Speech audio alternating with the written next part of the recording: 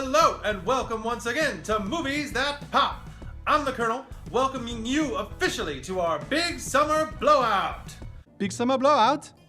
In this three-part extravaganza, we'll be covering the summer of 2015. The highs, the lows, and everything actually, nothing in between. Just the highs and lows. In part 1, we will look at the top 10 movies of summer 2015.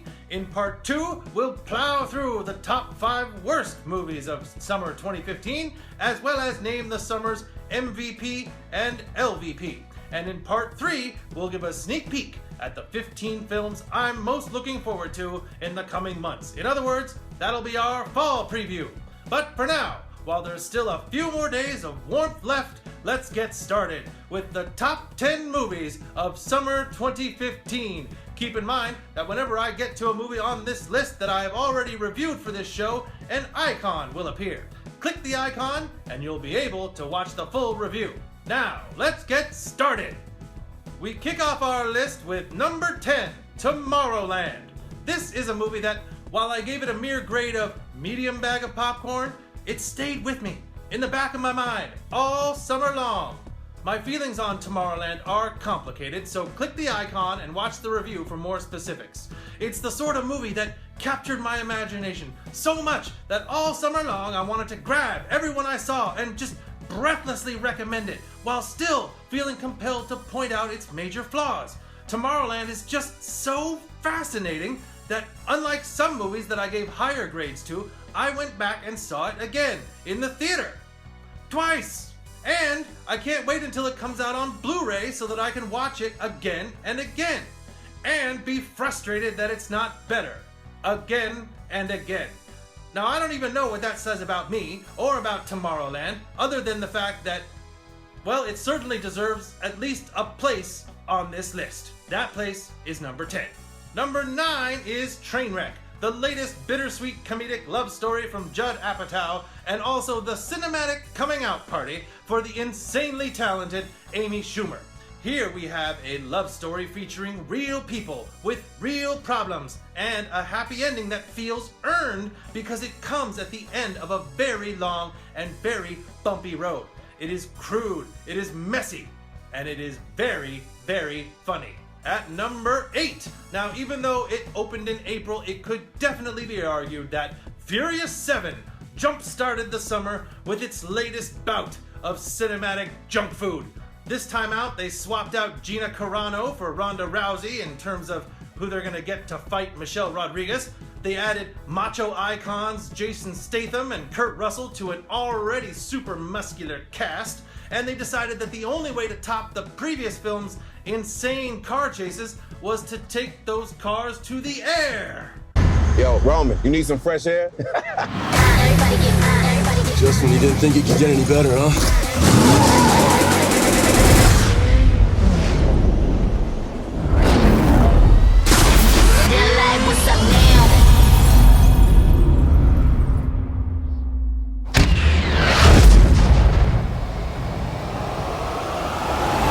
This pulpy joy was interrupted by real-life tragedy when star Paul Walker was killed before the film was completed.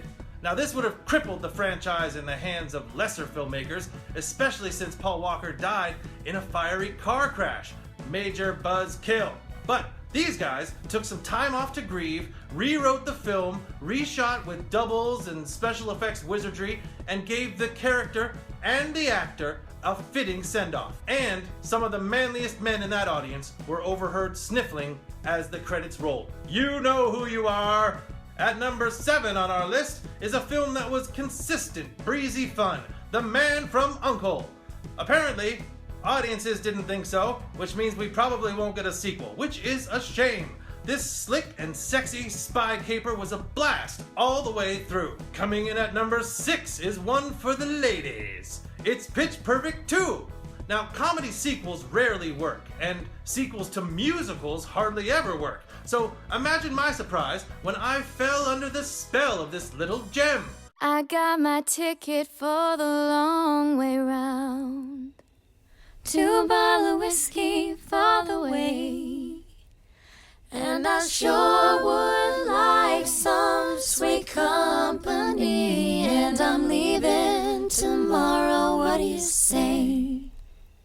When I'm gone. When I'm gone. When I'm gone. You're gonna miss me when I'm gone. You're gonna miss me by my hair. You're gonna miss me everywhere. Oh, you're gonna miss me when I'm gone. Yet another blow to the argument of chauvinists who think that girls can't be funny. This film, from a female writer and a female director, consistently kept the laughs coming. You? You are the kicker of ass? Yeah. You are so tiny. Like an elf. Or is it a fairy? Sprite. Wie heißt das Wort, das ich meine? Troll. That's it. You are like a troll. Your team is like a, how do you say that? A heated mess. You know, a mess where heat is applied to it, so what once was a little messy is now even messier. Right up till a surprise added element in the musical finale came way out of left field and hit this reviewer right in the sweet spot, catapulting this movie into must-see status. I was amazed. Number 5 is Ex Machina, another movie released in April, but everyone you know saw it in May, so it's a summer movie. This genre buster featured a breakout performance by Alicia Vikander, making her the only actress with 2 movies on this list. This is the kind of movie that slowly creeps up on you, not revealing its true intentions until it's already got its hands around your throat. A lot of summer movies tell you to check your brain at the door, but trust me, you're gonna need your brain if you want to get out of this story alive. Number 4 is AntMan, which I declared the second best Marvel Studios origin story movie, and I stand by that. It's definitely the most fun Marvel movie since Guardians of the Galaxy, and the most self-contained. This movie has it all. Click the icon for a more detailed review, but I do want to add that in that review, I mentioned that the digital de-aging process worked spectacularly well when applied to Michael Douglas in the opening scene, but I didn't have any stills to illustrate that point at that time. But I've got one now. Come on, you see what I mean? It's magnificent. Now we're at the top 3. Number 3 is Mad Max Fury Road, a movie which had critics scrambling to fill their reviews with every car-related pun in the book to describe its relentless and thrilling pace. High octane, pedal to the metal, all that stuff. All these metaphors are apt as well. This movie roars as fast and loud as the vehicles that populate it, and the thrills just keep on coming. The movie doesn't let up. It's also an oddly feminist movie, with Charlize Theron in what could arguably be called the lead role despite the title of the movie, as a badass warrior, Imperator Furiosa, who leads a group of women to freedom in a breakneck race across the desert. This is a beautifully shot, loud, exciting feast for the senses, and it is the personification of the best kind of movie to see on an IMAX screen in 3D in the middle of the summer with an extra large bag of popcorn in your lap, and maybe a Diet Coke.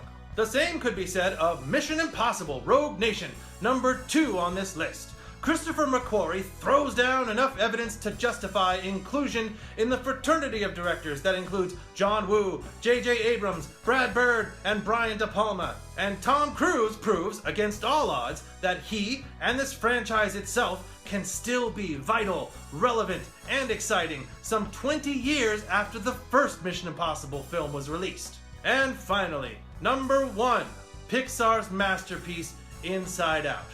This movie ticks all the boxes. It's a fresh story, executed in a way that you've never seen before. It's beautiful to look at, it's perfectly cast, written with wit and subtlety, and it's augmented by Michael Giacchino's most evocative score. This movie can really help people, both young and old, to understand the inner workings of the mind. But it didn't have to be so darned entertaining as well. This film entertains on multiple levels, often simultaneously. In this movie, a perfect metaphor has been set up to explain that happiness is not always the ideal setting for any situations, that real maturity means mastering and controlling your emotions instead of repressing them, and that the more complicated that life gets, the more complicated your ability to live within it gets. And don't even get me started on Bing Bong. Oh, Bing Bong! No, Bing Bong! Look, a lot of people may gravitate towards the funnier aspects of this movie, or how cute and endearing the characters are, or the fun little in-jokes about how the brain works.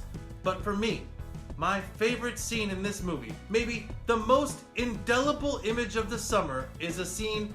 Now, I don't have a clip of it or even a still of it, but it's a scene where Joy has taken out a memory and is watching it, the way that you watch home movies. And it's a memory of Riley ice skating. And as Riley skates happily across the screen in her mind, Joy wistfully glides across the empty control room floor, reveling in the happiness of better days and savoring it as Michael Giacchino's Joy theme tinkles its way across the soundtrack. Now there's a word for movie moments like this. That word is sublime. That does it for part 1 of our big summer blowout. Stay tuned for part 2, in which we cover the top 5 worst movies of the summer, and part 3, where we look forward to what we'll be reviewing in the fall. Click the icon down here to subscribe. It's free. The button don't bite, people. Leave any comments or questions in the comments below, and although trademark laws prohibit me from giving a thumbs up to any film, you can click the thumbs up on this page if you feel that I deserve it. In the meantime, thanks for watching. I'm the Colonel. Bye!